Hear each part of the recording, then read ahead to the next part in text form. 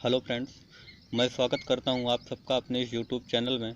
और आज जिस टॉपिक पे हम बात करने वाले हैं वो टॉपिक सभी defence exam, Indian navy, AA SSR और air force Y group, UP police, Delhi police और सिविल एग्ज़ाम के लिए भी काफ़ी इम्पोर्टेंट होने वाला है।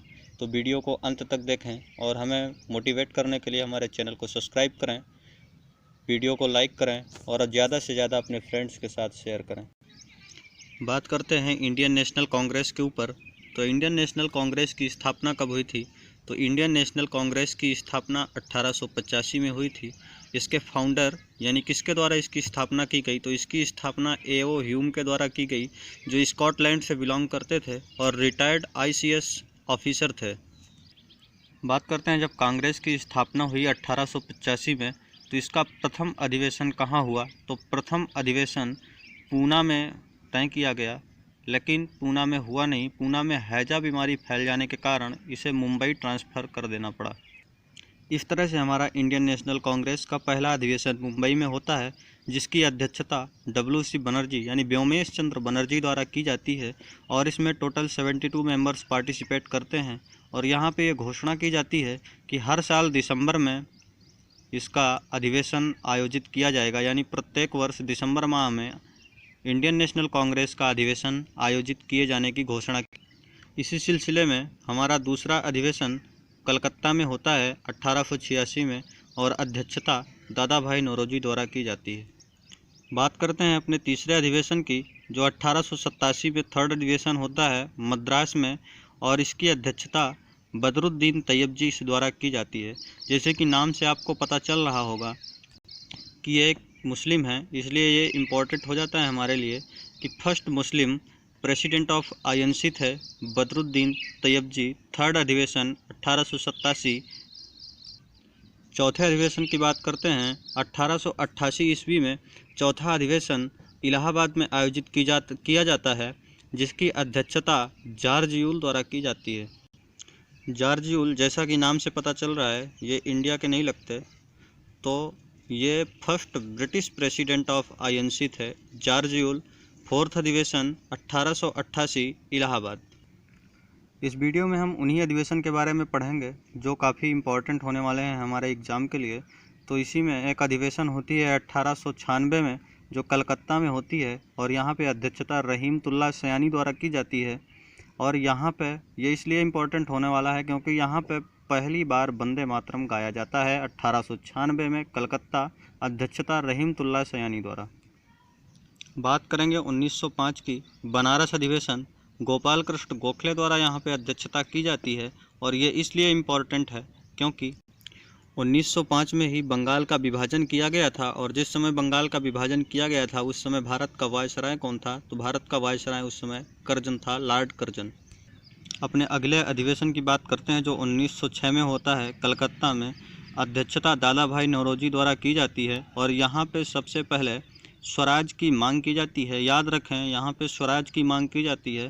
पूर्ण स्वराज की मांग 1929 में की गई थी जवाहरलाल नेहरू जी द्वारा। उसकी चर्चा हम आगे करने वाले हैं। और 1907 में हमारा अधिवेशन आता है सूरत का अधिवेशन। काफ़ी इम्पॉर्टेंट है ये, क्योंकि यहाँ पे इसकी अध्यक्षता रास बिहारी घोष द्वारा की जाती है। और यहाँ पे कांग्रेस का विभाजन हो जाता है दो दलों में। यहाँ पे कांग्रेस का दो दलों में विभाजन हो जाता है, गरम दल और नरम दल। गरम दल के जो मुख्य नेता थे वो लाल बाल पाल, और नरम दल के जो मुख्य नेता थे वो थे आपके महादेव, गोविंद रनडे, दादा भाई नौरोजी, गोपाल कृष्ण गोखले और फिरोज शाह मेहता। अपने अगले अधिवेशन की बात करते हैं, जो 1911 में होता है। काफ़ी इम्पोर्टेंट अधिवेशन रहता है ये। यहाँ पे अध्यक्षता पंडित विशन नारायण द्वारा की जाती है, और यहाँ पे ये पहली बार जनगण मन यानी राष्ट्रगान गाया जाता है। और A.O. ह्यूम, जो फाउंडर थे INC के, उन्हें INC का, इंडियन नेशनल कांग्रेस का पिता किसके द्वारा कहा गया? तो इन्हीं पंडित विशन नारायण के द्वारा कहा गया। फिर हम बात करते हैं अपने एक और इम्पॉर्टेंट अधिवेशन की, जो 1916 में होता है लखनऊ में, जिसकी अध्यक्षता अंबिका चरण मजूमदार द्वारा की जाती है। और यहाँ पे एक इवेंट होता है, यहाँ पर मुस्लिम लीग और कांग्रेस एक हो जाते हैं, यानी एक मंच पर आ जाते हैं, एक हो जाते हैं। इसका मतलब क्या पहले कभी अलग हुए थे? तो उसकी चर्चा ज़रा कर लेते हैं।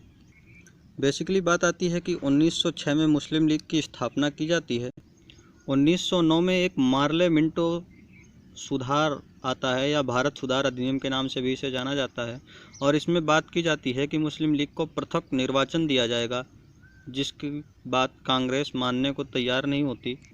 और 1906 में स्वराज की मांग की गई थी, जिसकी बात मुस्लिम लीग मानने को तैयार नहीं होती। 1916 के लखनऊ अधिवेशन में मुस्लिम लीग स्वराज की मांग को मानने के लिए तैयार होती है, स्वीकार करती है, और कांग्रेस पृथक निर्वाचन की मांग को स्वीकार करती है, और ये सब एक हो जाते हैं। अगला हमारा एक और इम्पॉर्टेंट अधिवेशन आता है, जो कि 1917 का कलकत्ता अधिवेशन होता है, और यहाँ पे अध्यक्षता एनी बेसेंट द्वारा की जाती है। यह इसलिए इम्पॉर्टेंट है क्योंकि ये प्रथम महिला प्रेसिडेंट थी आईएनसी की, इंडियन नेशनल कांग्रेस की, जो बेसिकली आयरलैंड से बिलोंग करती थी, और इन्होंने होम रूल मूवमेंट चलाया था। याद रखें, ये प्रथम महिला थी, प्रथम भारतीय महिला सरोजनी नायडू थी, जिन्होंने 1925 में कानपुर के अधिवेशन में अध्यक्षता की थी। उसकी बात हम आगे करने वाले हैं। आशा करते हैं आपको हमारा वीडियो अच्छा लगा होगा। वीडियो का पार्ट 2 बहुत जल्दी मैं आप लोगों के सामने लेकर आऊँगा, और इससे भी अच्छे तरीके से और इम्पॉर्टेंट इवेंट्स को मैं आप तक पेश करने की कोशिश करूंगा। लास्ट में क्रेजी सी ट्रिक के बारे में बात कर लेते हैं, वायसराय और इवेंट्स के ऊपर। डफरिन की बात करते हैं, लॉर्ड डफरिन।